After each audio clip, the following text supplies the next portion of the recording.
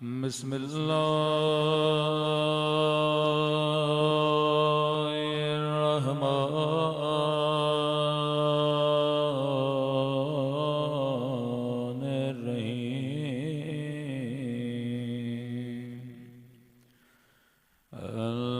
अल्हम्दुलिल्लाहि रब्बिल आलमीन।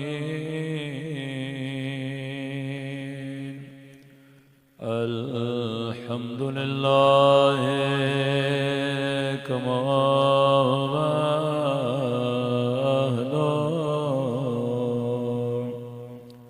अस्सलातु वस्सलामु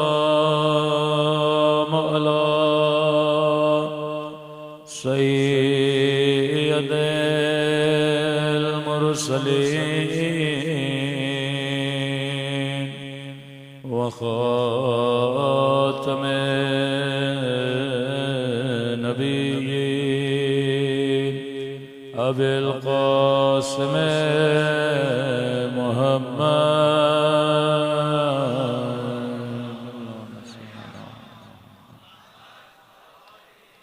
वअला आलिहि तय्यबीन ताहिरीन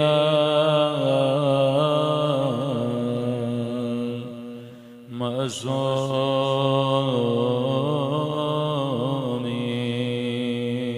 सब मिल के दुआ इमाम ज़मान। अल्लाहुम्मा कुल्ले वलीका हुज्जत इब्ने हसन सलवातुका अलैहि व अला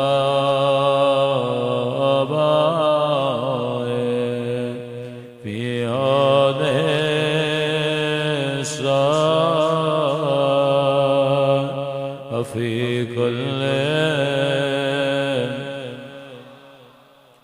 وليا وافذا وقائدا ودليلا وعينا حتى تسكنه أرضك وتمتعه فيها طويلا برحمتك يا أرحم الراحمين। सल्लल्लाहु अलैहि वसल्लम।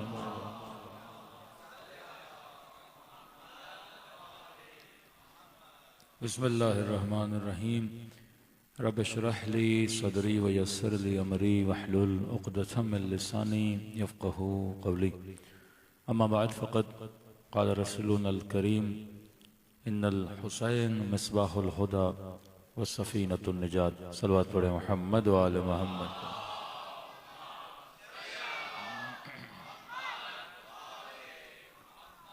दुआ है परवरदिगार आलम हम सब की इबादतों को अपनी बारगाह आली में कबूल फरमाए और जो मकसद ज़िंदगी मकसद हिदायत लेकर फ़र्श अज़ा पे आते हैं खुदा उन मकासद में भी हम सबको कामयाबियाँ कामरानियाँ नसीब फरमाए।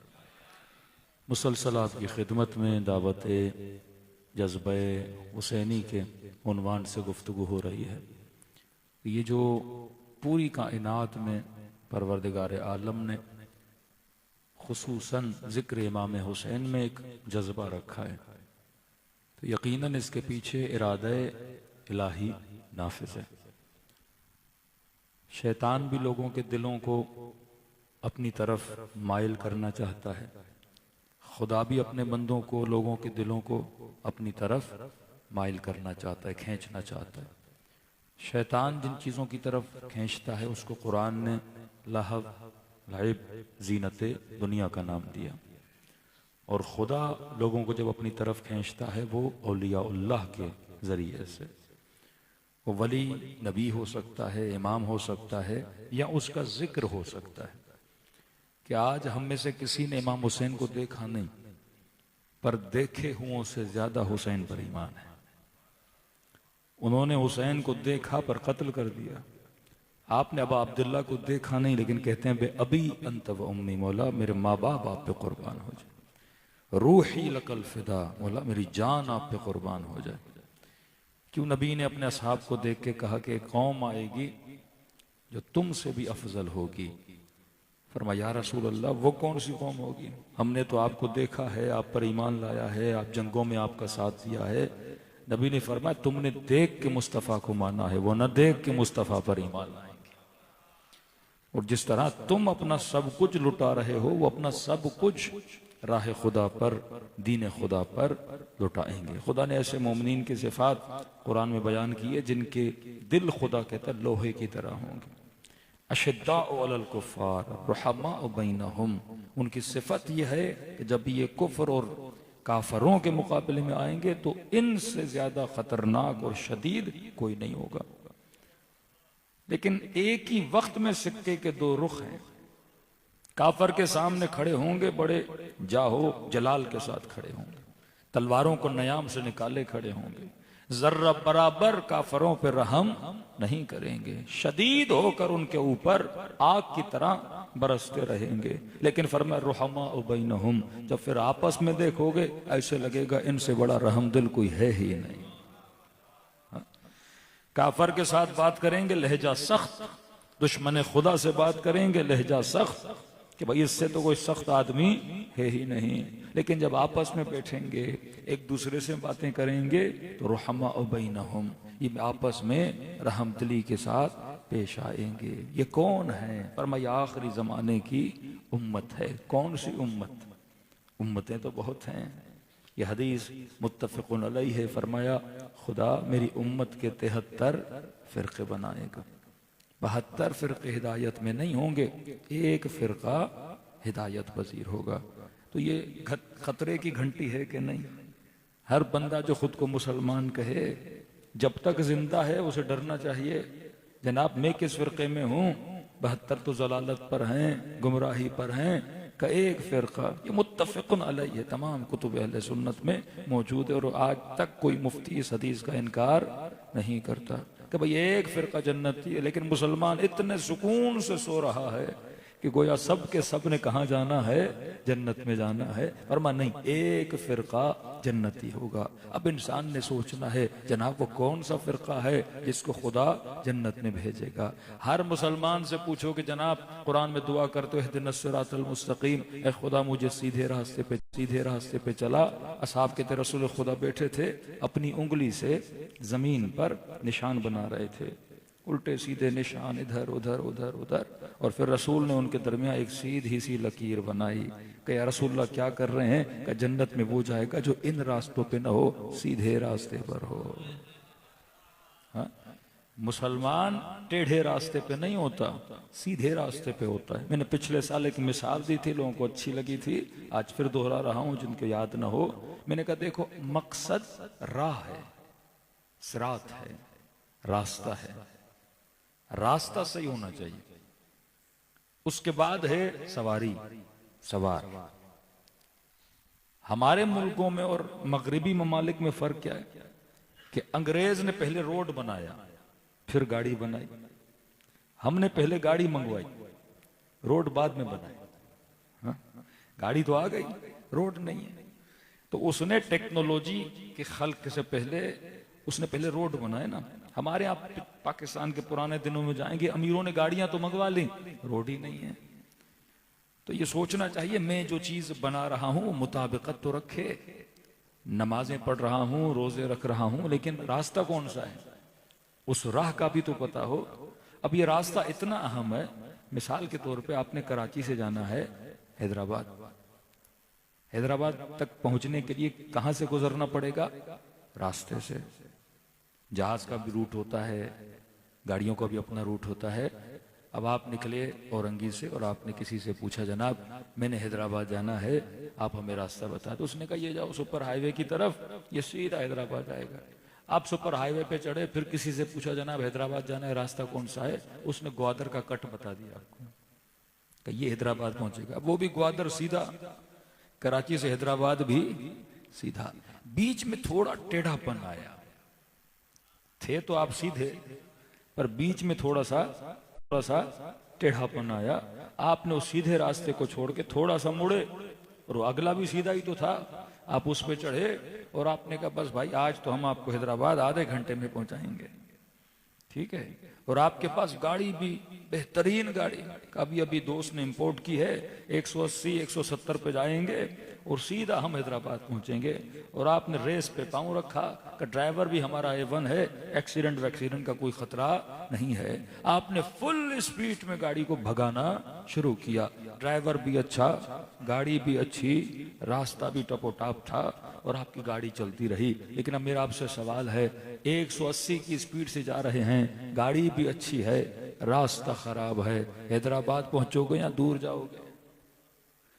हाँ, चलते चलते पता नहीं ग्वादर न पहुंच जाओ, लेकिन हैदराबाद पहुंच नहीं पाओगे। तो जितनी अच्छी गाड़ी, जितनी अच्छी स्पीड हो, बंदा उतना गुमराही पे जाता है।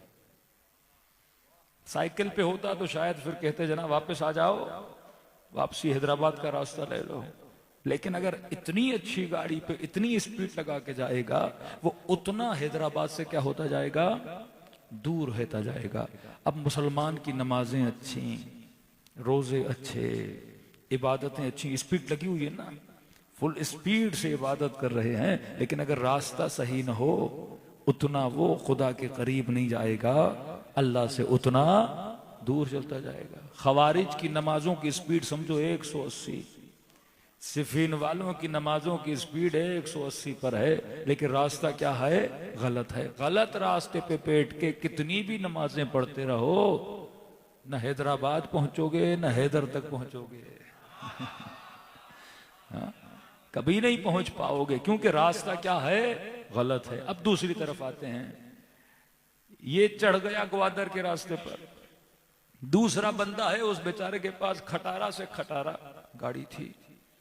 मसला भी खटारा गाड़ी जो बिल्कुल लो लेवल की मेहरान है, किसी गाड़ी की बेइज्जती में नहीं कर रहा, लेकिन कंपैरिजन टू अदर वो सबसे 600 सीसी की, मसलन एसी भी नहीं है, खटारा है, और टायर भी समझें उसके उल्टे सीधे हैं, और बिल्कुल 20-30 की स्पीड से जा रही है। लेकिन उसको किसी ने रास्ता सही बताया, वो था उसी हैदराबाद के रास्ते पर, आहिस्ता चल रहा था, लेकिन बिल आखिर पहुंचेगा तो सही हैदराबाद, बिल आखिर मंजिल तक पहुंचेगा तो सही, क्योंकि उसका रास्ता क्या था? सही था। तभी मासूम ने फरमाया, अगर हमारे चाहने वाला गुनहगार भी है, अमल थोड़े खटारा भी हैं, लेकिन अगर रास्ता सही है, बिल आखिर जन्नत तक पहुंच तो जाएगा।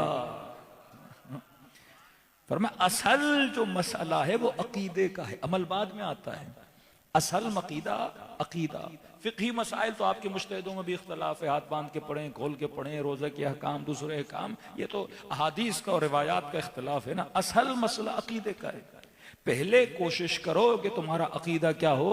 सही हो। अब जब अकीदा सही है, अब नमाज में सुस्ती भी है, कुछ भी है, बिल आखिर वो सही अकीदा तुझे जन्नत तक पहुंचा देगा। इसका मतलब ये नहीं कि नमाजें सही ना हो, आप कोशिश करो अच्छी गाड़ी लेके उस रास्ते पे स्पीड से जाओ कि कोई तुम में से हबीब बन जाए, कोई तुम में से हुर बन जाए, कोई तुम में से जुहैर बन जाए, और कोई तुम में से हवाई जहाज पे चढ़ के सलमान फारसी बन जाए। अब किसी की अपनी स्पीड है कि रास्ता भी अच्छा रखो, सवारी भी अच्छी रखो, अमल भी अच्छा होना चाहिए, लेकिन वो बंदा जिसका अमल A1 है पर रास्ता गलत है, वो जन्नत तक पहुंच नहीं पाएगा। ये बंदा जिसका अमल नाकिस है पर रास्ता सही है, ये बिल आखिर जन्नत तक पहुंचेगा। सलवात पढ़े मोहम्मद वाले मोहम्मद।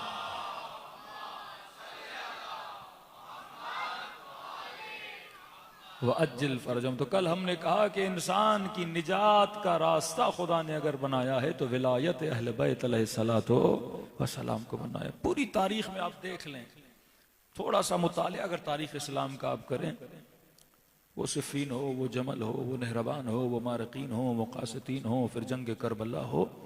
आप देखते हो भटके हुए कहाँ पे निजात पाते हैं? जब दामन अहले बैत को थामते हैं। कहीं इमाम हुसैन इनको बचा कर लेकर जा रहे हैं, कभी हजरत अली इब्न हुसैन बचा कर लेकर जा रहे हैं, और ये बचाते बचाते आखिर में जो मुंजी आलम बशरियत बनेगा वो कौन है? हजरत महदी सलाम है। वो आएंगे और उनके ज़हूर के जरिए से पूरी कायनात को क्या मिलेगी? हिदायत मिलेगी। कभी वो हमारा दामन थामते हैं, कभी आपने उनका दामन थामे रखना है। उनका काम है आप तक सच और हक व हक्कानियत का पैगाम पहुंचाना। आपका काम है उस राह हक पे साबित कदम रहना। तो कल हमने कहा कहीं ऐसा ना हो इंसान गुलूब का शिकार हो जाए और इस कदर विलायत अहले बैत पर भरोसा रखे कि भाई अब मुझे अमल की जरूरत नहीं है। ये भी गलत है। या मुसलमान हजरत रसूल पर ऐसा अकीदा रखे कि हम क्योंकि मोहम्मद मुस्तफ़ा के मानने वाले हैं लिहाजा हम कुछ भी करें। पर हाँ, अकीदा जरूरी है, लेकिन अकीदे के बाद तुम्हारा अमल भी जरूरी है। ये दोनों लाजिम और मलजूम है। हम मसीही नहीं कि कहीं हजरत ईसा सूली पर चढ़ गए लिहाजा अब जो करो हमारी मर्जी का नहीं। अकीदा भी सही, अमल भी सही। हर चीज तुम्हारी क्या होनी चाहिए? खालिस होनी चाहिए। आज तीसरी मंजिल पे बात करनी और आखिरी गुफ्तगू है का सिर्फ ये नहीं कि आप अल्लाह से मोहब्बत करो, नहीं, अल्लाह के आशिक हो तो हजरत आदम के भी आशिक बनना पड़ेगा। अल्लाह के सामने खुशू और खुशू है तो हजरत आदम का अदब भी करना पड़ेगा। ये नहीं कि अल्लाह को मानते हो तो इब्राहिम को न मानो। ये नहीं कि रसूल अल्लाह को मानते हो तो रसूल खुदा का अदब न करो। सख्ती से खुदा ने कहा तब्बत यदा अबी लहबिन व तब। ऐसी ऐसी उम्मतें गुजरी जो हजरत नूह को कहती थी नूह हम तेरे रब को तो मान लेंगे, लेकिन नूह ये नहीं कि जो तू कहे हम वो भी माने। अपने खुदा को कहो कि आसमान पे अपनी हुकूमत चलाए, जमीन के हाकिम कौन है। यानी दुनिया की जिंदगी हम अपनी मर्जी से गुजारेंगे। अल्लाह कहता है नहीं, अगर मुझे माना है तो मेरे वली को भी मानना पड़ेगा। फिर वो मूसा का वाकया कि शैतान ने कहा ठीक है मैं तौबा करता हूँ, अल्लाह ने कहा तौबा करनी है तो आदम की कब्र पे जाकर क्या करो? सजदा करो। तो अगर खुदा को माना है मोहम्मद को भी मानना पड़ेगा, मोहम्मद को माना है अली को भी मानना पड़ेगा। जिसको खुदा विलायत देता है उसको मानना आप पर लाजिम और वाजिब है। अभी दूसरा दर्जा, एक तो मुसलमानों में तबका जो अलियाज़ु बिल्लाह सुम्मा अलियाज़ु बिल्लाह अल्लाह को तो मानता है, लेकिन उनके नजरिए अकीदे के मुताबिक रसूल खुदा अलियाज़ु बिल्लाह एक पोस्टमैन है। आप जो रसूल की कब्र पे जाते हो, अल्लाह को उनकी शफात का वास्ता देते हो, वो गुस्सा करते हैं इन बातों पे कि बस सब कुछ अल्लाह। मोहम्मद रसूलुल्लाह अल्लाह का एक मैसेंजर था, गोया एक पोस्टमैन था अलियाज़ु बिल्लाह। अल्लाह का पैगाम लाया, आपको दिया, बस इससे ज्यादा रसूल खुदा की कोई कीमत और अर्जिश नहीं है। और वहां पे पढ़ भी रहे हैं कि यही लहजा किसका था? शैतान का था। हजरत आदम की इज्जत और एहतराम नहीं कर रहा था तो खुदा ने उसे निकाल दिया कि इन्नका रजीम, तू मलऊन है, तू लईन है। मेरा एहतराम तो कर रहा है लेकिन आदम का एहतराम भी करना पड़ेगा। तभी अक्सर आप तारीख इस्लाम में पढ़ते हैं कुछ लोग आते थे हजरत रसूल को कहते थे अय मोहम्मद ये जो कह रहे हो अपनी तरफ से कह रहे हो या अल्लाह की तरफ से कह रहे हो? मतलब अगर अपनी तरफ से कहोगे तो हम नहीं मानेंगे, अल्लाह की तरफ से कहोगे हम मानेंगे। ये बरमला तारीख है कि सद्दुल अबवाब इल्ला बाब अली कि रसूल खुदा ने मस्जिद के दरवाजे सब के लिए बंद कर दिए। अब क्योंकि मस्जिद बनी, मस्जिद के अतराफ में असहाब के घर थे, इसका घर उसका घर। अब मसला यह था कि अगर किसी ने सब्जी लेनी थी, बाजार जाना था, तो बीच में मस्जिद बन गई, पीछे घर बन गया। तो इनको बाजार जाने के लिए ये पूरा रास्ता घूम के जाना पड़ता था। तो इन्होंने कहा भाई घूमे क्यों? ये घर से निकलते थे, जूतियां हाथ में ली, मस्जिद के बीच से। ये मस्जिद का रास्ता बड़ा शॉर्टकट रास्ता है, यहां से बाजार भी नजदीक है, सब कुछ नजदीक है। अल्लाह का हुक्म आया हबीब सारे दरवाजे बंद करवा दो। कभी इंसान पे गुस्ल वाजिब हुआ है, निजासत के आलम में है, कभी वजू है, कभी नहीं है, कभी कपड़े नजिस हैं, कभी पाक है। कब मस्जिद है भाई, ये कोई रास्ता थोड़ी है इन लोगों के गुजरने का कि जिसके मन में आता है मस्जिद के बीच से गुजर के चला जाता है। मस्जिद है और अगर वहां पे नमाज जुम्मा भी होती है तो गुस्ल जनाबत में बंदा नहीं गुजर सकता, गुस्ल हालत निजासत में नहीं गुजर सकता। मस्जिद का एहतराम है कि सब के दरवाजे बंद कर दो। नबी ने सब दरवाजे बंद किए, सिर्फ अली का दरवाजा खुला रखा। सारे दरवाजे बंद किए, एक दरवाजा अमीरुल मोमिनीन का खुला रखा। शोर शराबा हो गया। कब फिर देखो अली की तरफदारी कर दी, फिर देखो अली की फजीलत में एक और काम कर दिया। अब जाहिर है आप सारे एक ही क्लास में हो और एक ही शागिर्द को उस्ताद बार बार उस पर तवज्जो भी दे, उस पर मेहरबान। अब ये तो उस्ताद को पता है ना मैं शागिर्द पे मेहरबान क्यों हूं। उस्ताद काबिलियत को देखता है, सलाहियत को देखता है, सब कुछ देखता है। तभी कहते जंग की खैबर भी हुई। ये इस्लाम की वाहिद जंग है जहां पे मुसलमान विद फैमिली गया। याद रखें आप, जंग खंदक खैबर के वाकयात आप सुनते हैं कि ये वाहिद जंग है जहां विद फैमिलीज गए। तो पूछा कि क्यों गए थे? कि जब हर जंग में जाते थे तो फजीलतें, या जब गनीमत का माल तकसीम किया जाता था तो उसूल ये था कि आपने एक मारा तो आपको 1%, आपने 10 मारे तो 10%, आपने 15, जो जिस एतबार से शुजाअत से लड़ता था उसको उतना माल मिलता था। तो कहते हैं कि जब ये घरों में जाते थे सारे सिपाही तो बीवियां दौड़ती हुई आती थी, हाँ भाई क्या लाए हो? तो कहते थे इतना मिला, इतना मिला। कब बस इतना कहा, वो सारा अली को दे दिया। हाँ? रसूल खुदा ने सारा अली को दे दिया। तो कहती थी तुम्हें नहीं मिला? कब बस हमेशा रसूल खुदा यही करते हैं, अली पे थोड़े ज्यादा मेहरबान हैं, दे देते हैं। कहते हैं औरतों का शोर अलमान और लफीज। रसूल खुदा के पास पहुंचे, या रसूलुल्लाह ये क्या माजरा है, हमारे शोहरों को कम मिलता है और आप जितना मिलता है और किसको देते हैं? अली इब्ने अबी तालिब को। वहां से जनाब सैयदा को बोलती थी कि आपके शोहर को तो बहुत मिलता है, बहुत मिलता है। और या अमीरुल मोमिनीन घर आते थे तो मौला क्या तुम्हें कुछ होता नहीं था? तो बीबी सैयदा कहती थी अली वहां इतने ताने मिलते हैं कि सब कुछ आपको मिल जाता है और आप आते हैं और आपके हाथ खाली हैं। कहती हाँ मिलता तो बहुत है लेकिन आते आते कई गरीबों में अली तकसीम कर देता है। हा? नबी को पता है कि अली के हाथ में दूंगा फिर खुदा के हाथ में ही जाना है। तो ये वाहिद जंग थी इस्लाम की, जंग खंदक, जिसमें रसूल खुदा ने हुक्म दिया कि भाई अब बीवियों के साथ आओ। हाँ, एक ये वजह भी थी, एक ये था अब इतने लंबे लंबे दिन मुसलमान रहते थे तो जाहिर शिकायतें करते थे, बीवियों की दूरी को महसूस करते थे। अब का अपनी बीवियों को भी साथ लाओ, तो बीवियां भी साथ आई। कहते हैं 40 दिन मुसलमान मैदान में जाते फिर आते, तो बीवियों ने सारा हाल देखा कि रसूल खुदा अली को ज्यादा क्यों देते हैं। हाँ? फिर 40वें दिन जब अली अमीरुल मोमिनीन की शान को बयान किया, वो सारे फजाइल आपने सुने हुए हैं, तो एतराजात बढ़ते थे कि रसूल खुदा जितनी फजीलतें दे रहे हैं कि सारे दुआ नुदबा पढ़े उसमें बड़े फजाइल अहले बैत अलैहिस्सलातु वस्सलाम के, कि सारे दरवाजे बंद कर दिए, एक दरवाजा खोल के रखा।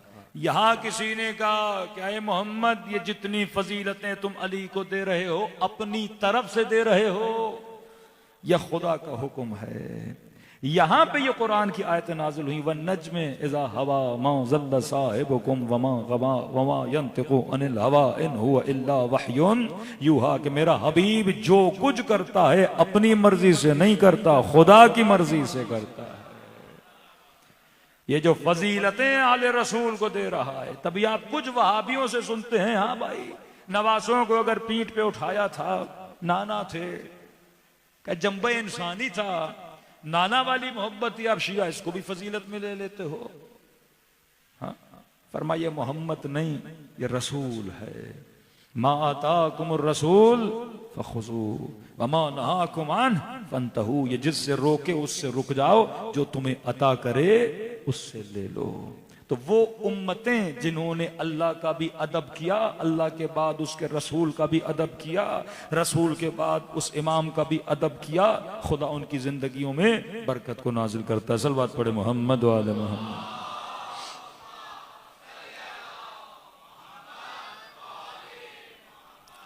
अब तीसरी मंजिल है जो ज़ियारत आशूरा में आप पढ़ते हैं, और ज़ियारत आशूरा के जुमले हैं कि परवरदिगारा फसअलुल्लाह अल्लज़ी अकरमनी बिमारिफतिकुम व मारिफत औलियाइकुम व रज़क़निल बराअत मिन अअदाइकुम अन यजअलनी मअकुम फिद दुनिया वल आखिरह। यहाँ पे तीन चीजें आप सबने याद रखनी आज आखिरी मजलिस से। पहली चीज कि मुझे मारिफत अता कर, अपनी मारिफतकुम, ऐ खुदा मुझे हुसैन की मारिफत अता कर, मुझे अमीरुल मोमिनीन की मारिफत अता कर। व मारिफत औलियाइकुम, ये नहीं कि मोहम्मद से मोहब्बत हो पर मोहम्मद के दोस्तों से मोहब्बत ना हो, ये नहीं कि अली से मोहब्बत हो पर अली के दोस्तों से मोहब्बत ना हो। इजारत है आशूरा के जुमले हैं, मारिफतकुम व मारिफत औलियाइकुम। अल्लाह से मोहब्बत, अल्लाह के बरगुज़ीदा खलीफे से। ये बरगुज़ीदा खलीफा किसका दोस्त है? अल्लाह का दोस्त है। मोहम्मद किसका दोस्त है? अल्लाह का। किसका महबूब है? खुदा। तो महबूब खुदा से भी मोहब्बत करनी है, और सिर्फ मोहम्मद से मोहब्बत नहीं, सिर्फ अली से मोहब्बत नहीं। अगर कोई कहे मुझे अली से मोहब्बत है पर बिलाल से नहीं, अली से मोहब्बत है पर सलमान से नहीं, हुसैन से मोहब्बत है पर हबीब से नहीं, फरमान नहीं, मारिफतकुम व मारिफत औलियाइकुम। उनके दोस्तों से भी क्या करनी है? मोहब्बत का। शियों पे एक बड़ा इल्जाम लगता है कि शिया मोहम्मद से तो मोहब्बत करते हैं, उसके दोस्तों से नहीं करते। दोस्त कौन है? असहाबे रसूल को बोला जाता है। हम कहते हैं हमारे लिए पहले ये साबित होना चाहिए दोस्त था, फिर मामला वही है। अगर कोई मोहम्मद से मोहब्बत करे पर उसकी बेटी से न करे, साबित होना चाहिए अमल से, किरदार से, रफ्तार से। खुदा अगर रसूल से मोहब्बत करे तो कहता तब्बत यदा अबी लहबिन व तब, अबू लहब तेरे हाथ कट जाएं क्योंकि तू मेरे दोस्त का मुखालिफ है, तू मेरे हबीब का मुखालिफ है। अगर रसूल से मोहब्बत है तो जितने अफराद रसूल के अतराफ में थे, ये जरूरी है। सूरह मुनाफिकून क्या है? मेरे लिए उतरा, आपके लिए उतरा, रसूल खुदा के जमाने के मुसलमानों के लिए उतरा। नाम ही मुनाफिकून है। उसमें खुदा ने सिफात बताई है कि हबीब ये तेरे साथ बैठते हैं, जबानों पर कुछ होता है, दिलों पर कुछ होता है। रसूल खुदा पे जो हमला हुआ किसने किया था? ये सारे मामलात कुरान मजीद ने बयान किए हैं कि अगर रसूल से मोहब्बत है, शर्त हमारे यहां, हम बड़ा एहतियात करके किसी को मानते हैं। हमारा दिल की गली ऐसे खुली नहीं कि जो भी अंदर आए और दाखिल हो जाए। हमने बड़े बैरियर्स लगाए हुए हैं। मजलिस में कोई आता है, बैरियर लगाते हो ना, दूसरों के बैरियर नहीं होते, क्योंकि खतरा किसे है? आपको है। सोने की दुकान हो खतरा होता है, पत्थर की दुकान को खतरा। हीरों के चोर बहुत होते हैं मुआशरे में। आज आपका दुश्मन ज्यादा है और फख्र किया करो कि ट्रंप तुम्हारा दुश्मन, फख्र किया करो। दुश्मन जितना बरी तो अपने ईमान पे उतना नाज किया करो। यजीद जैसे हमारे दुश्मन है, शिमर जैसे हमारे दुश्मन है, ट्रंप जैसे हमारे दुश्मन है। कमाल, जब आप अमीरुल मोमिनीन के लिए पढ़ते हो ना तो कहते हो क्या शान अली की थी, और उसका जो दुश्मन था वो भी बड़ा शकी तरीन शख्स था उस जमाने का। ये काम कोई मामूली आदमी तो नहीं कर सकता ना, वो भी शकावत की बुलंदी पर है और अली नूर की बुलंदी पर है। किसी आम इंसान ने रहबर मुअज्जम को शहीद नहीं किया। जो दुनिया के सबसे ताकतवर तरीन मुल्क का सरबराह है, उसने जाके हजरत आया खामनेई को क्या किया है? शहीद किया है। तो जो हीरे होते हैं वो क्या होते हैं? कीमती होते हैं ना। बैरियर्स लगे हैं जानों की हिफाजत के लिए। इसी तरह शिया अपने दिल पे क्या लगाता है? बैरियर लगाता है। ऐसा नहीं जो आया हमने क्या कर दिया, दिल में दाखिल कर दिया। नहीं, यहां देखा जाता है खालिस है कि नहीं है, काबिल मोहब्बत है कि नहीं है, आशिक अली है कि नहीं है, मोहतरम जहरा है कि नहीं है, हक रसूल को अदा करने वाला है कि नहीं है। क्योंकि अगर एक गंदी मछली दरिया में आ जाए, पानी में आ जाए, वो पूरे पानी को क्या कर देती है? गंदा। इसीलिए हम गंदी मछलियों को आने देते ही नहीं। हाँ, पूरी कोशिश करते हैं कि साफ हो, सुथराई के साथ अपने वजूद को रखा जाए। अब रसूल से मोहब्बत हो पर रसूल की बेटी से न हो, रसूल से मोहब्बत हो पर रसूल के दामाद से न हो, रसूल से मोहब्बत हो पर हुसैन इब्न अली से मोहब्बत न हो, तो हमें से अपना महबूब कैसे माने? ये मोहब्बत कंप्लीट ही नहीं होती। शैतान भी अल्लाह का आशिक था पर हजरत आदम को नहीं मानता था। अल्लाह ने कहा मेरा इश्क कंप्लीट ही नहीं होता जब तक तू उसे ना माने जिसका मैं आशिक हूं। तू तो मेरा आशिक है, लेकिन ये भी तो देख मैं किसका आशिक हूं। एक तरफा इश्क नहीं चलता, दो तरफा इश्क चलता है कि अगर मुझसे मोहब्बत है तो जिससे मैं मोहब्बत करता हूं उससे भी तूने क्या करनी है? मोहब्बत करनी है। तभी रसूल ने फरमाया मन अबगदहा फकद अबगदनी, जिसने मेरी बेटी को गजबनाक किया गोया उसने किसे गजबनाक किया? मुझे गजबनाक किया। और जिसने मुझे गजबनाक किया उसने खुदा को गजबनाक किया। ये नहीं कि मोहम्मद खुदा से जुदा है, मोहम्मद के चेहरे पे मुस्कुराहट समझो तेरा रब मुस्कुरा रहा है। मोहम्मद गजबनाक समझो तेरा खुदा तुझ पे क्या है? गजबनाक है। अब ये मुस्तनद रिवायात हैं कि कितना आखिर में अकाबिर उम्मत गए जनाब सैयदा को राजी करने के लिए, लेकिन जब ये बीबी के घर से बाहर निकला और किसी ने देखा कि इस तरह रो रहे थे जैसे बारिश के कतरात आसमां और अब्र से जारी होते हैं, कि आप क्यों रो रहे हैं? कि मैंने बड़ा चाहा कि नबी की बेटी राजी हो जाए, लेकिन ये जुमला कह के मुझे घर से रुखसत कर दिया कि कल कयामत के दिन अपने बाबा से शिकायत करूंगी। तो मेरा क्या जुर्म था कि मेरा बाग भी मुझसे ले लिया और ये आलम मेरे ऊपर ढाया। तो लिहाजा हम हमेशा क्या करते हैं? किसे राजी करने की कोशिश करते हैं? इमाम हुसैन को राजी करने की कोशिश करते हैं। तो अगर खुदा से मोहब्बत है उसके हबीब से भी हो। ये रसूल है, ये पोस्टमैन नहीं है। इसका वजूद असल में तौहीद है। इसे मानोगे तो तौहीद क्या होगी? कामिल होगी। 7 मरतबा, 7 से 8 मरतबा सही बुखारी की रिवायत कि रसूल खुदा ने वक्त आखिर में कहा आतूनी बिकलम में दवात, मुझे कलम ला कर दो, मुझे दवात ला कर दो, ताकि तुम्हारे लिए एक ऐसी चीज लिखूं लन तदिल्लु बादी अबदा, मेरे बाद तुम में से गारंटी दे रहे हैं रसूल खुदा, ऐसी चीज लिखूं लाम मीम नहीं लाम नून, लन तदिल्लु बादी अबदा, मेरे बाद कभी भी तुम लोग गुमराह न हो हत्ता यहां तक कि मुझे हौज़ कौसर पे आके मुलाकात करो। ऐसी गारंटी कौन सा नबी देता है? लेकिन यहां पे कुछ लोगों ने कहा इन्ना रजुल यहजुर अलियाज़ु बिल्लाह, ये रजुल रजुल ये नहीं कहा इन्ना नबी, ये नहीं कहा इन्ना रसूल। अदब का तकाजा है ना, मैं कहूं इमाम, मैं कहूं नबी, लेकिन कहा इन्ना रजुल, ये शख्स जो है अलियाज़ु बिल्लाह हिज़यान कह रहा है। हाँ। और कहा कि कोई कलम वलम की जरूरत नहीं है, हस्बुना किताब अल्लाह, ये जो नारा बुलंद होता है ना कि हमारे लिए किताब खुदा काफी है। जब आपने रसूल से चीज नहीं लोगे और कहा कि किताब खुदा, अगर किताब खुदा काफी होती तो उम्मत में झगड़े न होते, किताब खुदा काफी होती तो आज इतनी लड़ाइयां न होती, किताब खुदा काफी होती मुसलमान मुसलमान का खून न बहाता, किताब खुदा काफी होती तो करबला, कि आप करबला जाओ कि मौला हुसैन आपकी मोहब्बत में करबला आऊं और पीछे लोग कहें कि जनाब इतने लोगों को तकलीफ देकर जनाब हर साल करबला जा रहा है। उर्दू का मुहावरा है ना कि बिल्ली चूहे खाकर हज पे चली जाए, कि दुनिया जहां की कसाफतें गलाजतें तकलीफें लोगों को देकर हज पे जा रहा है। किसी खातून ने सवाल लिखा कि मौलाना कर्जा लिया हुआ है, मेरे पैसे तो नहीं दे रहा लेकिन करबला जा रहा है। तो एक मोमिन को तकलीफ दी है, उसके पैसे तो उसको वापस नहीं करो, ज़ियारत पे जा रहे हो। मारिफतकुम व मारिफत औलियाइकुम, पहला दर्जा ये, अगर हुसैन से मोहब्बत है हुसैनी से भी मोहब्बत हो, अपने दर्द का एहसास है तो उसका भी हो। ये सिर्फ नहीं कि इमाम हुसैन के जख्मों को तो देखो लेकिन किसी शिया के जख्म को न देखो, किसी मुस्लिम के जख्म को न देखो।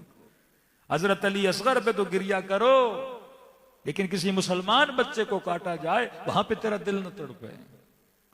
इमाम हुसैन के लिए तो लुटाओ, लेकिन वहां पे कोई गरीब हो, लाचार हो, नादार हो, बेटी की शादी नहीं हो रही, पैसे न होने की वजह से गुनाह में पड़ रहा है, मसाइल का शिकार है, हरामकारियों में पड़ रहा है, तो जो उसकी परवाह न होगा। नहीं, मारिफतकुम मारिफत औलियाकुम, हमारी मारिफत भी और जो हमारे चाहने वाले हैं उनकी मारिफत भी हासिल करो। अली इब्न यक़तीन सहाबी इमाम मूसा काज़िम, सल्लल्लाहु अलैहि मोहम्मद।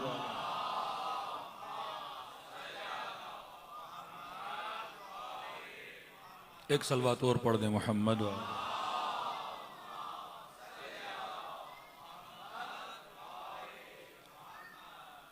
यहां समझो ये मामला कितना हसास है। हम इतने गाफिल हैं बाज चीजों से, और यही होगा कि जब मैदान क़यामत में आलम बरज़ख में मरने के बाद खड़े होंगे, हम तो भरोसे पे होंगे कि जनाब मातम भी अच्छा किया था, मजलिस भी अच्छी कराई थी, नमाजें भी सही से पढ़ी थी, रोजे भी रखे थे, और वहां देखें कि मामला अभी भी अटका हुआ है। और मौला हुसैन कहें तुमने मुझसे मोहब्बत की ही नहीं थी, मौला इतना रोया, इतना मातम किया, मोहब्बत नहीं की। वहां जवाब मिलेगा मेरी मोहब्बत का मिसदाक यह है कि मेरे चाहने वाले से मोहब्बत करो। जिस तरह कहा ना, जिसने फातिमा को खुश किया उसने मुझे खुश किया, या मासूम फरमाते हैं जिसने मेरे शिया को खुश किया उसने मुझे खुश किया। मेरे शिया की मदद की, गोया किसकी मदद की? मेरी मदद की। रिवायात हैं हज़रत रसूल से भी कि जो किसी फकीर के हाथ में 5 रुपए रखता है, ये मत समझो मैं फकीर को दे रहा हूं, तो गोया खुदा को दे रहा है, तो चीज यदे खुदा में दे रहा है। ये एक सर्किल है जो घूमता है, एक मामला है जो घूमता है। नेकी करते हो पलट के आपकी तरफ आती है कि नहीं आती? सिले रहम का मतलब क्या है? सदका निकालो, बला दूर हो जाएगी। भाई बला मेरे सर से क्यों दूर होगी? क्योंकि आपने उसके सर से बला दूर की, खुदा तेरे सर से बला दूर करेगा। ये बाकायदा एक बॉल जितनी जोर से दीवार पे मारोगे उतनी जोर से पलट के आती है। आज इमाम जमाना को नहीं देख रहा, इमाम हुसैन कैसे खुश करूं इमाम हुसैन को? एक सलाम दे के मौला खुश हो जाएंगे। कैसे खुश करूं इमाम हुसैन को? क्या होता है आपके अरबईन में, क्या होता है सबीलों में? आप क्यों पानी पिला रहे हो लोगों को? क्यों अरबईन में खाना खिला रहे हो? क्यों यहां पे देगें उतार के लोगों को नजर नियाज के नाम पे खाना खिला रहे हो? कनी हुसैन की याद में ये तसव्वुर कर रहे हैं करबला वाले प्यासे थे, उनको पानी न पिला सका, इनको पिलाऊंगा तो गोया उनकी प्यास को बुझा रहा हूं, इनको खिलाऊंगा गोया उनकी खिदमत कर रहा हूं। ये जवाब है, और वाकई ऐसा ही है। जब आप किसी को पानी पिलाते हो, ये गोया इमाम की प्यास को बुझा रहे हो। इस तरह काउंट करते हैं अहले बैत के, गोया तुमने इमाम हुसैन को पानी पिलाया, हजरत अली अकबर को पानी पिलाया, हजरत अली असगर को पानी पिलाया। इसी तरह से लिखा जाता या लैतना कुन्ना माकुम फअफूज़ माकुम फौजन अजीमा का मतलब क्या है? काश में करबला में होता। आज वही काम इमाम हुसैन आपसे करवाना चाहते हैं। अली इब्न यक़तीन, मौला का चाहने वाला। जिन लोगों में फरासत नहीं, बाज लोग खुश्क मुत्तकी बन जाते हैं, और दीन और फरासत और हिकमत अहले बैत से आगाह नहीं होते। कहते नहीं मौलाना हम बड़े मुत्तकी हैं, मतलब यहाँ की सरकार और फलां की सरकार और निज़ाम में कुफ्र है और जुल्म है, और मतलब अमेरिका में हैं, हम यूरोप में हैं, हम कनाडा में हैं, हम सरकार के नौकर नहीं बनेंगे। क्या नहीं बनेंगे? क्योंकि निज़ाम कुफ्र का, हम क्यों खिदमत करें उस निज़ाम की? यहाँ पे इमाम मूसा काज़िम एक परमिशन देते हैं उन लोगों को जो सरकारी ओहदे लेना चाहते हैं, सरकारी नौकरियां करना चाहते हैं, पता भी हो निजाम धांधली ज़दा है, कुछ भी है, कब मौलाना नौकरी बड़ी अच्छी मिल रही है, 17 ग्रेड 21 ग्रेड 20 ग्रेड, करें कि नहीं करें? एक सवाल आता है। कमाई हलाल की होगी हराम की होगी? मजलिस में सुना मुल्लत बुतूनुकुम मिनल हराम, तुम्हारी शिकम हराम के लुक्मों से भर गई, कहीं ऐसा ना हो मैं हराम खाऊं और दुश्मन अहले बैत बन जाऊं। करूं तो क्या करूं? परमिशन इमाम मूसा काज़िम। अली इब्न यक़तीन किसका वजीर है? हारून का। हारून कौन? कातिल इमाम मूसा काज़िम। खुद इमाम ने भेजा कि जा अली इब्न यक़तीन हारून के दरबार में काम कर। ये समझो इमाम की तरफ से एक छुपा हुआ सिपाही था लश्करे दुश्मन में। का अली इब्न यक़तीन मैं दुआ करता हूं खुदा तुझे 3 चीजें अता करे। 3 चीजों की मैं गारंटी ले रहा हूं। पहला, तुझे जिंदगी में तू जेल नहीं जाएगा, तुम्हारा सर कभी जिंदान की छत नहीं देखेगा। दूसरी गारंटी ले रहा हूं कि तुम कभी भी फकीर नहीं होगे, किसी के मोहताज नहीं बनोगे। तीसरी गारंटी दे रहा हूं अली इब्न यकीन कि तुम्हारे बदन पे दुश्मन की तलवार कभी नहीं आएगी, मतलब कोई तुझे मारेगा भी नहीं, जख्मी भी नहीं होगे। का इन 3 गारंटियों के बदले में मुझे एक चीज चाहिए। का मौला कौन सी चीज? का अली इब्न यकीन उस जुल्म के निजाम में रहते हुए मेरे चाहने वालों को कभी खाली हाथ न लौटाना, उनकी मदद करना। आज पुलिस के शोबे में हो, किसी भी निजाम की किसी भी शोबे पे हो, मासूम फरमाते तुझे इजाजत काम की तब है जब वहां पे हमारे चाहने वाले अहले बैत के चाहने वालों की क्या करो, कोई ना कोई उसका काम कर दो, कोई ना कोई मदद कर दो। जहां पे 5-5 हजार 15-15 हजार रिश्वतें लेकर 50-50 लाख रिश्वतें लेकर काम किया जा रहा है, मेरा चाहने वाला है। ये न समझना वो तेरे पास आया है, बल्कि समझना तेरा इमाम तेरे पास आया है। तो उसे खुश नहीं कर रहा, तू किसे खुश करेगा? हमें खुश करेगा। अली इब्न यकीन सालाना 300 लोगों को हज पे भेजता था, मजाक नहीं है 300। और हज पे भेजने का मतलब ये, हज पे भी जाते थे, इमाम मासूम से जियारत करके भी वापस आते थे। जिसका जो मसला हो, टैक्स का मसला था, माली मसला था, जो भी इश्यूज थे, कोर्ट के इश्यूज थे, जजेस के इश्यूज थे, जेलों के इश्यूज थे, वजीर था ना। और ऐसा वजीर अजीब है कि आखिर दम तक किसी को पता न चला कि शिया मूसा काज़िम है, आखिर दम तक। और अजब है तारीख में कि जब दुनिया से गया तो इसका जनाजा अमीन ने रखवाया। अमीन कौन? हारून का बेटा। यानी सरकारी एजाज से इसका जनाजा हुआ, यानी मरते दम तक किसी को पता नहीं था ये किसका चाहने वाला है, इमाम का। मशहूर वाकया वजू का आपने सुना होगा ना, कि मासूम ने इसको खत लिखा, आप उसी तरह वजू करो जिस तरह सारे मुसलमान। शियों के वजू में और थोड़ा बहुत आपको पता है फर्क है, क्योंकि वजीर ने शिकायत लगाई थी, शिया है, हारून को लेकर आया कि देखिए वजू कैसे करता है। फिर इमाम का खत मिला, इसने वैसे ही वजू करना शुरू कर दिया। हारून ने जैसे देखा कि बदबख्त तू झूठ बोल रहा है, मेरा इतना मुखलिस साथी है, तू उसे मेरा मुखालिफ बनाना चाहता है। फिर जब इमाम से मिला तो इमाम ने कहा फिर वैसे ही वजू करो जैसे करते थे। का मौला कैसे? इमाम ने कहा हमने गारंटी ली थी ना तुझे बचाने की, तो तुझे बचाना किसका काम है? हमारा काम है। अली इब्न यकीन मौला का एक सहाबी है, नाम अगर मुझे याद हो, मिलता है कि इमाम का सहाबी जमाल इसका नाम है। ये अली इब्न यकीन के पास इस काम था, ऊँटों का काम, ऊँट किराए पे देता था। कूफे से गया बगदाद अली इब्न यकीन से मिलने, मौला का चाहने, सब इंटरनल सबको पता था कि अली इब्न यकीन हमारा है। तो मैसेज भेजा, पैगाम भेजा, अल्लाह जाने यकीन थका हुआ था, कुछ था, इसने कहा भी टाइम नहीं है, मैं नहीं मिलता। ये मोमिन बड़ा दुखी हुआ कि मैं इतना सफर करके गया और इसने मुझे वापस कर दिया, घर चला गया। हर साल जब अली यकीन हज पे जाता था तो इमाम से मिलता था। उस साल गया, मौला के घर गया। अब थोड़ी रिवायात की बारात मुख्तलिफ है, कुछ कहते हैं हज पे मिला, कुछ कहते हैं घर पे। मुख्य रिवायत यह है कि जब इमाम से मुलाकात के लिए गया तो गुलाम ने कहा कि मूसा काज़िम तुझसे मिलना नहीं चाहता। का मौला को बताया अना यकीन, मैं यकीन हूं, आम आदमी तो नहीं था वजीर। कहा बताया आप हो? मौला ने कहा मैं नहीं मिलना चाहता। समझ गया कोई गलती हुई है। कहते मौला के घर की गली में बैठ गया। क्या कब तक नहीं मिलेंगे? घर से निकलेंगे तो सही, मस्जिद जाना होगा। 7-8 घंटे के बाद मूसा काज़िम घर से निकले। जैसे मौला निकले इसने इमाम के दामन को पकड़ लिया, या अब्न रसूलुल्लाह मुझसे कोई गलती हुई है, आप मुझसे नहीं मिल रहे। अली इब्न यकीन ये कह रहे हो मैं तुझसे नहीं मिल रहा जब तू मेरे शिया से नहीं मिल रहा। फला मोमिन जमाल तुझसे मिलने आया था, तू नहीं मिला। का मौला मैं क्या करूं? का जब तक वो राजी न होगा मैं तुमसे राजी नहीं होऊंगा। तो मेरे शिया को नाराज करके आया है। कहता है तोड़ा तोड़ा इतना सफर करके उस मोमिन के घर तक पहुंचा। क्या है मोमिन, रात का वक्त हो गया, दरवाजे पे दस्तक थी, उसने जैसे दरवाजा खोला, अली इब्न यकीन बादशाह का वजीर मेरे दरवाजे पर। कहा आप यहां क्या कर रहे हैं? का बंदे खुदा तू मुझसे नाराज है, मेरा इमाम मुझसे नाराज हो गया है, खुदा मुझसे राजी हो जा, इस कैफियत में कहीं मर न जाऊं। उसने कहा वल्लाह अली इब्न यकीन मुझे पता होता मेरी नाराजगी की कितनी अहमियत है, मैं कभी तुमसे नाराज ना होता। तेरा शुक्रिया तो मेरे दर तक आया। का जो भी कामों में करने के लिए तैयार हूं, राजी हो जा मुझसे। का अली यकीन राजी हो गया, जा। का नहीं ऐसे नहीं, शायद मेरे अंदर तकब्बुर आ गया है, मैं ऐसे तो किसी को वापस नहीं करता था। क्या हो गया था मेरे नफ्स को? कहते अली इब्न यकीन ने अपना रुखसार जमीन की मिट्टी पे रखा। क्या मोमिन मेरे रुखसार पे अपना पांव रख। अली इब्न यकीन ये नहीं करा। आपका माशाल्लाह इतना मकाम है। क्या छोड़ मकाम को, मेरा मौला मुझसे नाराज है।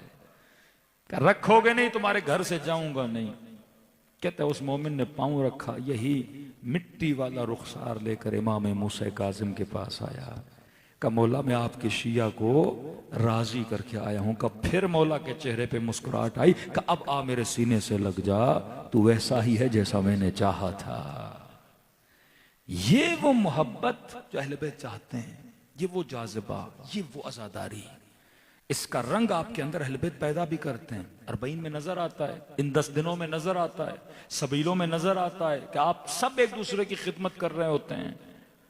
ये खुद पैसा खर्च करना सिस्टम अज़ा पे क्या है? इमाम हुसैन आपको अपने रंग में क्या कर रहे हैं? रंग रहे हैं। हिदायत देना अंबिया का काम था, वो काम आपसे ले रहे हैं। खिदमत करना इमामों का काम था, वो काम आपसे ले रहे हैं। प्यासों को सैराब करना, रात के अंधेरे में यतीमों को खाना खिलाना, घंटों घंटों किसी फकीर के साथ बैठकर बात करना, ये मासूमीन काम किया करते थे। अब मासूमीन वो सारे काम किससे ले रहे हैं? आप सबसे ले रहे हैं। तो सिर्फ मैंने इमाम मासूम से नहीं, मासूम से भी मोहब्बत करनी है, और जो उस मासूम से मोहब्बत करने वाला है मैंने उससे भी क्या करनी है? मोहब्बत करनी है। सलवात पढ़े मोहम्मद व आले मोहम्मद।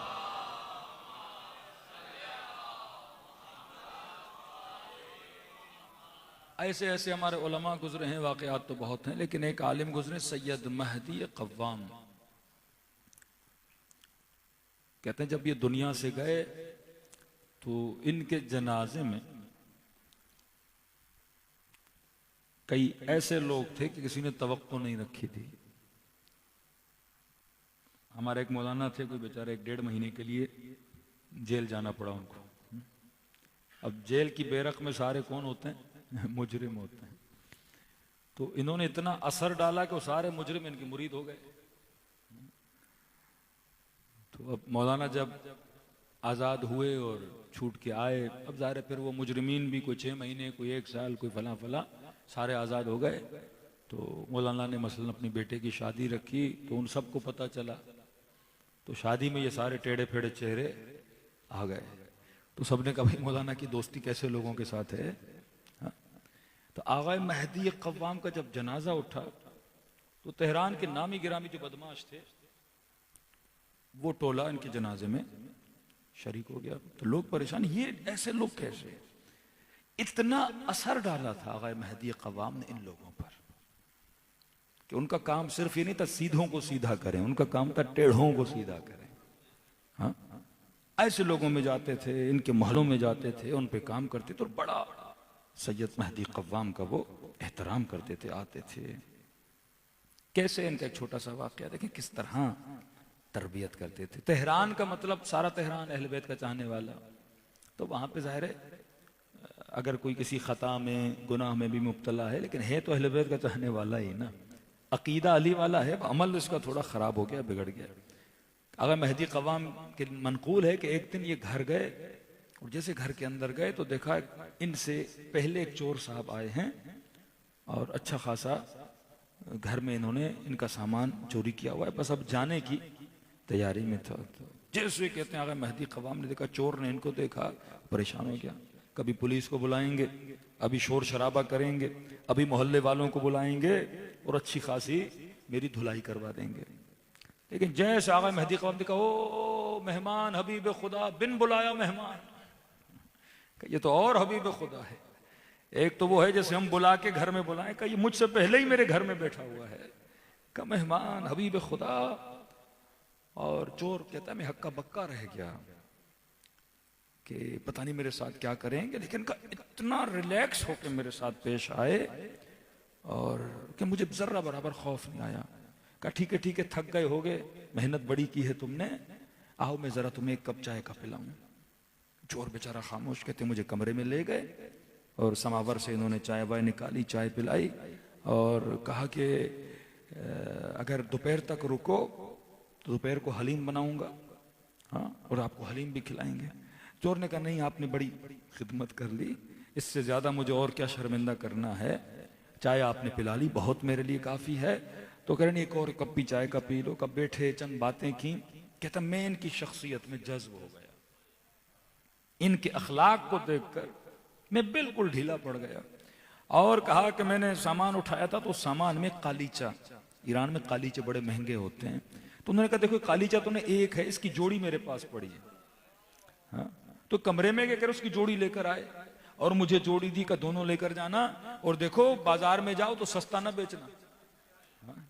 और मुझे एक दुकानदार का एड्रेस दिया, का उसके पास जाना, सारा सामान उसे बेचना और कहना मैंने तुझे भेजा है, और ये जितना लेकर जा रहे हो मेरी तरफ से तुम्हें हदिया है, अपनी रिजायत से तुम्हें क्या कर रहा हूं, दे रहा हूं। कहते सारा सामान उसे दिया। ये जवान कहता जब मैं उनके घर से निकला और थोड़ा सा दूर, बस एक जुमला कहा कि जा तो रहे हो लेकिन अल्लाह के दोस्त बन के जाओ। हाँ? कभी शिकम में हराम का लुकमा न डालो। वो जवान कहता है मेरी जिंदगी का आखिरी दिन था कि मैंने क्या की थी, चोरी की थी। ये है मुहिब्बे हुसैन इब्ने अली, जिनके दिल में इमाम हुसैन का इश्क भी है। देख रहे एक बंदा चोरी करने, लेकिन पता है तेहरान का रहने वाला है तो अपना ही, ऐब भी है तो अपना है, गलती भी है तो अपना है। इसके कल्ब में हुसैन की विलायत का हीरा तो है। इसे अपने कलाम से और अपनी रफ्तार से, चलो मेरे दो कालीचे चले जाएंगे ना, लेकिन हुसैन के लश्कर में अंदर एक सिपाही का बढ़ावा हो जाएगा। तो इसके बजाय कि मैं लोगों को तोड़ूं, मैं लोगों को जज्ब करूं सिस्टम अबा अब्दुल्लाहिल हुसैन की तरफ। ये राहो रवश थी आपके अहले बैत अलैहिस्सलातु वस्सलाम की। एक तरफ नूर ही नूर, दूसरी तरफ जुल्मत ही जुल्मत, और वल्लाह जुल्मत है। जब आप यजीद को पढ़ते हो तो जुल्मत नजर आती है, शिमर को देखते हो तो जुल्मत नजर आती है, और फिर जब हुसैन का करम देखते हो, अजब रिवायत है, चौथे इमाम से मनकूल है कि जब हजरत अब्बास फरमाते हैं कि इतना पानी इमाम हुसैन ने मशकीज़ों में भरा। ये जब काफिले चलते थे ना तो मुख्तलिफ मीकात होते थे। जिस तरह आप अरबईन की वॉक करते हो ना तो पिलर्स आते हैं ना बीच में, फला पिलर पे रुकेंगे, फला पिलर पे रुकेंगे।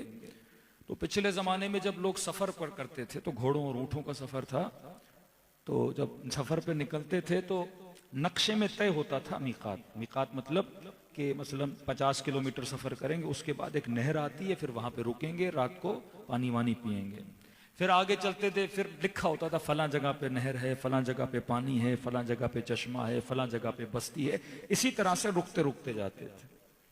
अब जब एक नहर से पानी भरते थे तो पता होता था आगे 30 किलोमीटर 50 किलोमीटर फिर एक पानी की वादी आएगी, लिहाजा पानी इतना नहीं भरते थे, वो 50 किलोमीटर के हिसाब से भरते थे। हज़रत अब्बास कहते इमाम हुसैन ने इतना पानी भरा कि जैसे रास्ते में कोई नहर आनी ही नहीं है। तो मैंने कहा अबा अब्दुल्ला आगे मीकात हैं और पानी की नहरें हैं, कपास में कह रहा हूं भरो। कहता मुझे समझ नहीं आया हुसैन इतना पानी किसके लिए भर रहे हैं। कहते हैं जब हुर का लश्कर आया ना, अब कहा मशकों को खोलो। मुझे समझ आया कि मश्क लेके घोड़ों के सामने गया। इमाम ने कहा घोड़ों को भी पानी पिलाओ। फरमाते हैं जब घोड़ा मुंह डाल के पानी पी रहा था तो मौला हुसैन ने फरमाया अब्बास घोड़े की फितरत है, जब तक इसका पेट भरता नहीं अपना मुंह हटाता नहीं। का जब तक वो मुंह न हटाए तू पानी का मश्क न हटा। नूर नूर नूर का। इतने में एक सिपाही दूर से आ रहा था, ये कोई हुर के लश्कर से पीछे रह गया। ऊंट पे सवार था, शिद्दत गर्मी, बदन पे जरा विरा लोहा वोहा पहना हुआ है, इतना निढाल कि कभी ऊंट की इस तरफ जाए कभी ऊंट की उस तरफ जाए। इमाम हुसैन घोड़े पे तेजी तेजी ऊंट सवार के करीब गए, कहा या अखुल अरब, अरब भाई जल्दी नीचे आ, कहीं ऐसा ना हो प्यास की वजह से तू गिर न जाए। इधर इशारा किया अब्बास पानी का मश्क लेकर आ। कहता है इसके ऊंट की महार को थामा और बिठाया। उसमें इतना हाल भी नहीं था, अपने ऊंट को खुद बिठाता। कब बैठा, उसे कहा नीचे आ, कहीं मर न जाए प्यास की वजह से। कहते इसको सुनाई नहीं दे रहा था, इतनी गर्मी इतनी प्यास। कहता इतने में इमाम हुसैन ने खुद उसको ऊंट से नीचे उतारा, उसके बदन से ज़रा उतारी और रावी कहते हैं अपने हाथों से हुसैन ने इस प्यासे को पानी पिलाना शुरू किया। जनाब मुख्तार ने इन जालिमों को खड़ा किया, एक एक से पूछा बता तूने कौन सा जुल्म किया था। किसी ने कहा मुख्तार मैंने खेमे को जलाया, किसी ने कहा मुख्तार मैंने 4 साल बच्ची के दुर छीने, किसी ने कहा मुख्तार मैंने ताजियाना मारा, किसी ने कहा मुख्तार मैंने हुसैन के बदन को लूटा, किसी ने कहा मुख्तार में हुसैन की ज़रा लेकर गया, किसी ने कहा मुख्तार में हुसैन का कुर्ता लेकर गया, किसी ने कहा मुख्तार में कमरबंद अबा अब्दुल्ला को उतार के लेकर चला गया।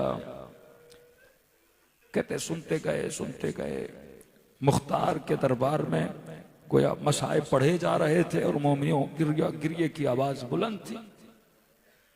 एक आखिर में खड़ा था सर झुकाए। मुख्तार ने कहा तूने क्या किया? कहा मुख्तार मुझसे ना पूछ, मैंने वो काम किया जो इनमें से किसी ने नहीं किया। कहा नहीं बता तो सही तूने क्या किया? कहा मुख्तार मैं जब हुसैन के बदन पे पहुंचा ना तो सब लुट चुका था, ज़रा ले गए, कमरबंद ले गए, कुर्ता ले गए। कहा लई फिर तूने क्या किया? कहा मुख्तार मेरी निगाह हुसैन की अंगूठी पे पड़ गई।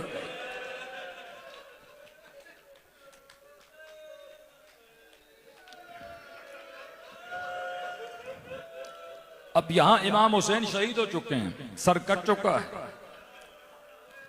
कहा मुख्तार मेरी निगाह अंगूठी पे पड़ी। कहा लई तूने क्या किया? कहा मुख्तार मैंने हुसैन की उंगली को काटा।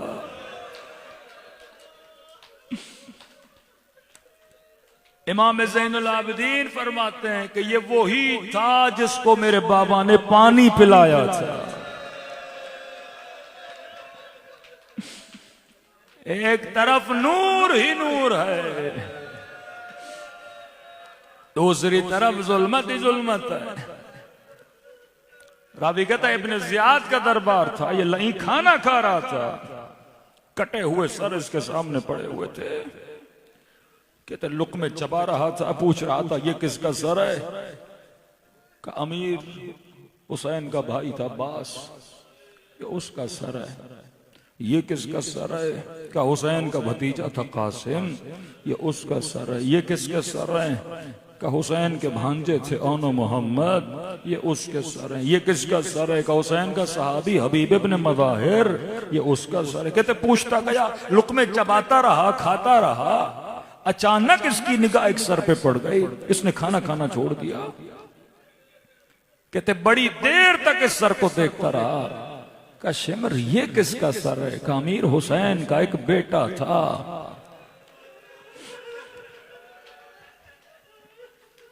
नाम अली अकबर था।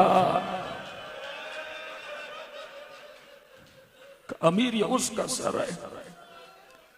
कहते इस कदर अकबर ने इब्न ज़ियाद को अपनी तरफ खींचा, खाना खाना छोड़ दिया इस लई ने, और कहा कि शिमर अगर पता होता ऐसा बेटा है हुसैन का, मैं तुझे कभी हुक्म न देता कि हुसैन का सर कलम करो, तुझे कभी न कहता। अमीर मुझे समझ नहीं आई, क्या मतलब आप हुक्म न देते हुसैन को मारो? कि जिसका बेटा ऐसा हसीन हो उसे मारने की जरूरत क्या है? वो कटा हुआ सर देखता खुद ही तड़प तड़प के मर जाता।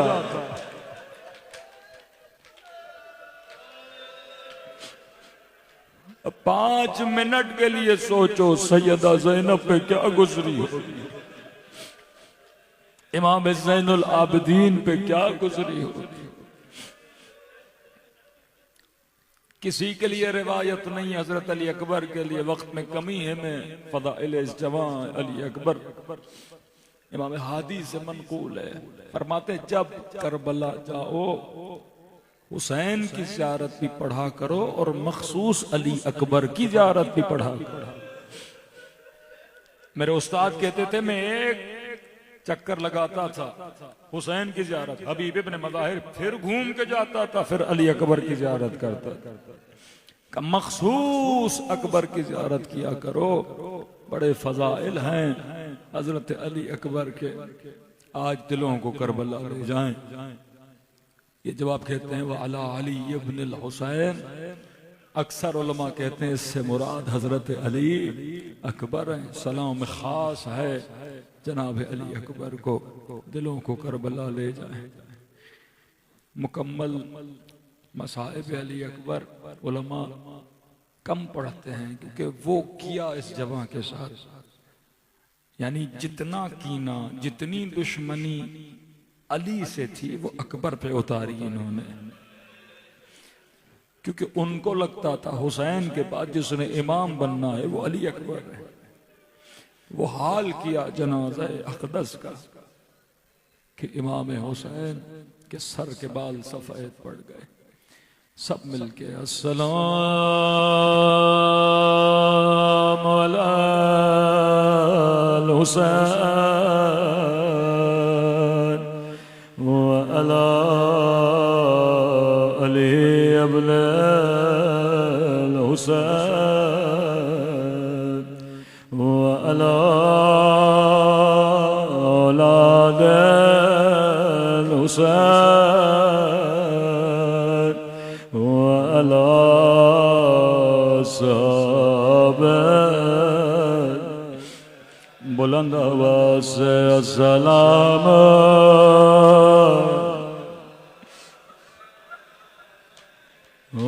अला अली इब्न अला औलाद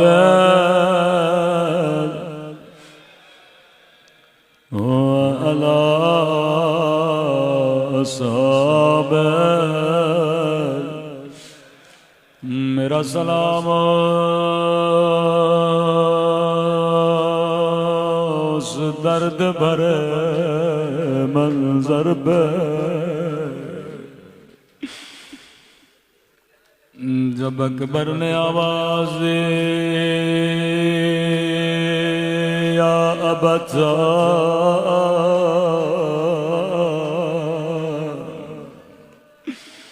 बाबा तेरा अकबर घोड़े से गिर गया।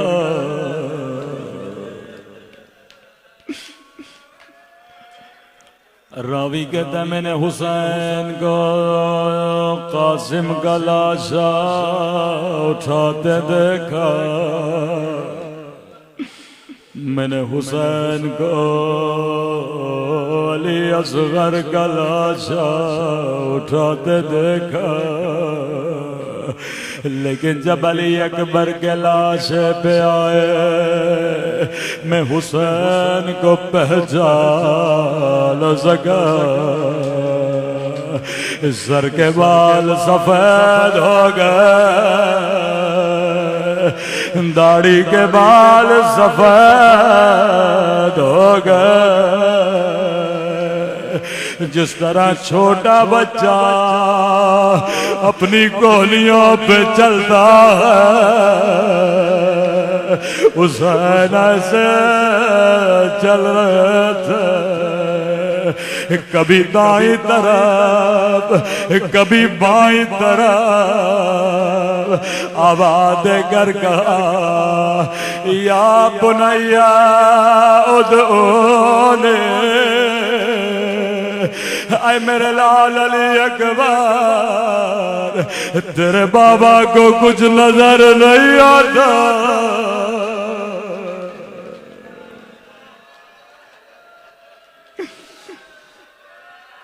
अकबर बूढ़ा बाबू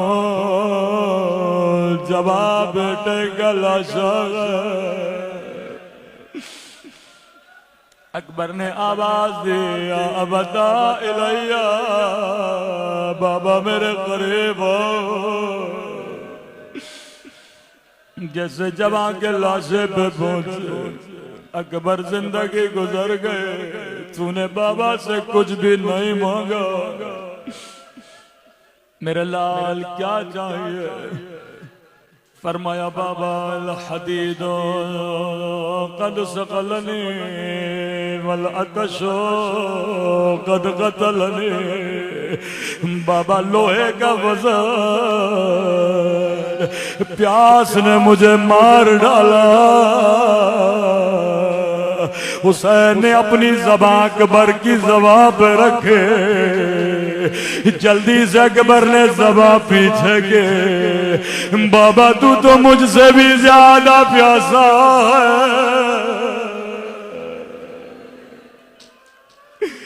मेरा गरीब बाबा।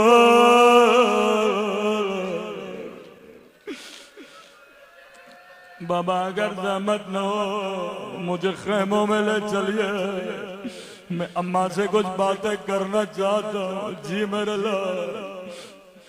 रावी कहता हुसैन ने एक हाथ अकबर के पांवों के नीचे दिया, दूसरा हाथ गर्दन के नीचे दिया। कहता ये मंजर में दूर से देख रहा था, हुसैन ने लाशें को उठाने की कोशिश की, लेकिन पांव लर्ज़े, हाथ कांपे, लाशे को जमीन पे रखा।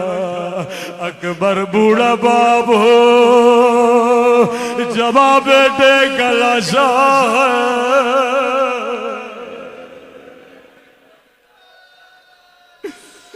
मेरे लाल अगर रहमत न हो,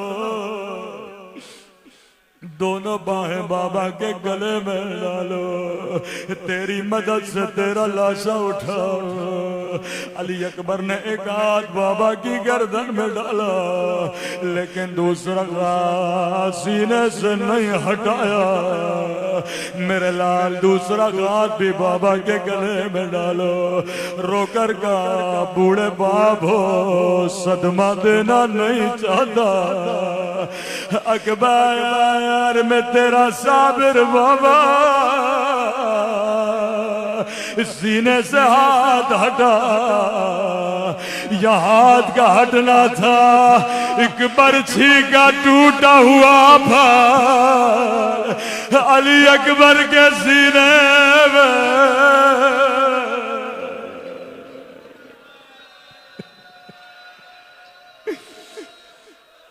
फौरन जमा का लाशा फिर जमीन करबला पे रखा, एक हाथ बरछी में डाला, दूसरा हाथ अकबर के सीने पे रखा, निगाहों को आसमां की तरफ उठाया। नाना रसूल खुदा आप भी आइए, दादा इब्राहिम इस्माइल को मिलाइए, आकर देखिए कहीं मेरी आंखों पे पट्टियां तो नहीं है, कहीं मेरे इस्माइल को रस्सियां तो नहीं है। एक मर्तबा बरछी खींची, अली अकबर ने एड़िया रगड़े, जमीन करबला में जिल्ज़िला आया। ज़ैनब की आवाज़ आई, हुसैन ठहर जा, मैं ज़ैनब भी आती हूँ, मातम हुसैन।